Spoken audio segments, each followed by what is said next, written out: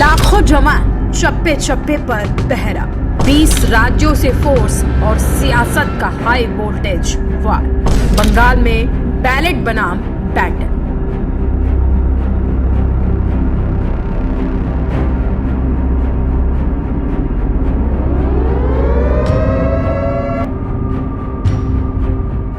क्या लोकतंत्र का सबसे बड़ा पर्व अब सुरक्षा के साए में है? क्या वोट की ताकत पर भारी पड़ रहा है डर? और क्या इस बार हर बूथ पर होगा सिर्फ एक ही संदेश, डर के आगे वोट है? जी हाँ, इस वीडियो में हम आपको बताने जा रहे हैं उस चुनाव की बात जहां सियासत भी है, संघर्ष भी है और सुरक्षा का सबसे बड़ा कवच भी। बात हो रही है पश्चिम बंगाल की, जहां इस बार चुनाव सिर्फ सत्ता की लड़ाई नहीं बल्कि भरोसे की परीक्षा भी बन चुका है। पश्चिम बंगाल एक ऐसा राज्य है जहां चुनाव हमेशा सुर्खियों में रहा है, लेकिन इस बार तस्वीर कुछ अलग है। सिर्फ पोस्टर, रैली और भाषण ही नहीं बल्कि बख्तरबंद गाड़ियां, लंबी फोर्स की कतारें और हर गली हर मोड़ पर सुरक्षा का पहरा। कैमरे में कैद ये तस्वीरें सिर्फ एक काफिले की नहीं, ये उस भरोसे की हैं जिसे बनाए रखने की जिम्मेदारी इस बार और भी बड़ी हो गई है। बताया जा रहा है कि इस बार चुनाव में केंद्रीय बलों की भारी तैनाती की गई है। देश के अलग अलग राज्यों से बुलाकर बंगाल के कोने कोने में भेजी जा रही है। सवाल ये है कि आखिर क्यों? तो जान लीजिए, समझ लीजिए। अयोध्या की सड़कों पर अचानक लंबा काफिला दिखा, एक के पीछे एक बख्तरबंद गाड़ियां। पहले लोग चौंके, फिर समझ गए ये कोई आम मूवमेंट नहीं थी, ये चुनावी सुरक्षा का मिशन है। जवान जो देश के अलग अलग हिस्सों से निकलकर अब बंगाल की ओर बढ़ रहे हैं, रास्ते में अयोध्या धाम में रुककर आशीर्वाद लिया और फिर आगे बढ़ गए। लोकतंत्र की रक्षा के लिए तस्वीरें सिर्फ आस्था की नहीं बल्कि उस जिम्मेदारी की भी हैं जो हर जवान अपने साथ लेकर चल रहा है। सवाल बड़ा है, क्या बंगाल में हालात इतने संवेदनशील हैं कि इतनी बड़ी तादाद में फोर्स की जरूरत पड़ रही है?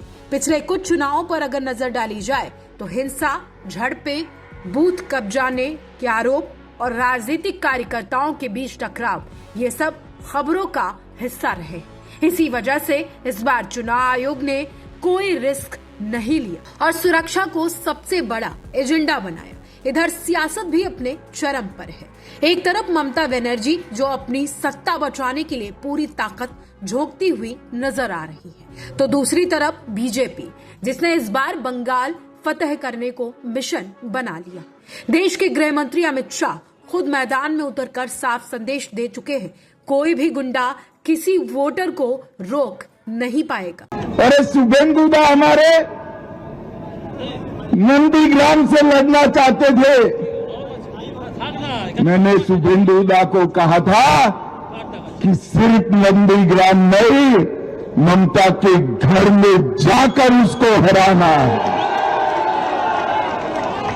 और इनका रिकॉर्ड है, गत चुनाव में ममता बंगाल में सरकार तो बना पाई थी, मगर ममता दीदी नंदीग्राम में शुभेंदु दा के सामने चुनाव हार गई थी। इस बार ममता जी पूरे बंगाल में भी हारेगी और भवानीपुर में भी हारेगी। ये सिर्फ बयान नहीं बल्कि एक सियासी चेतावनी भी। लेकिन जमीनी हकीकत क्या कहती है ये भी जानते हैं।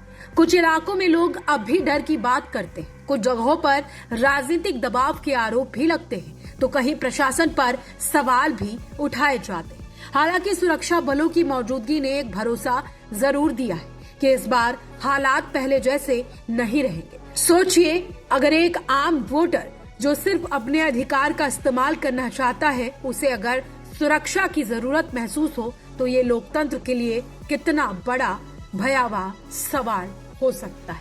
इसी सवाल का जवाब देने के लिए इस बार पूरा सिस्टम एक्टिव मोड में नजर आ रहा है। अब वक्त करीब है, वोटिंग की तारीखें सामने हैं और नजरें टिकी हैं बंगाल चुनाव पर। इस बार चुनाव शांतिपूर्ण होंगे। क्या हर वोट बिना डर के डाला जाएगा और क्या लोकतंत्र अपनी असली ताकत दिखा पाएगा? ये तो आने वाला वक्त ही बताएगा, लेकिन फिलहाल तस्वीर साफ है।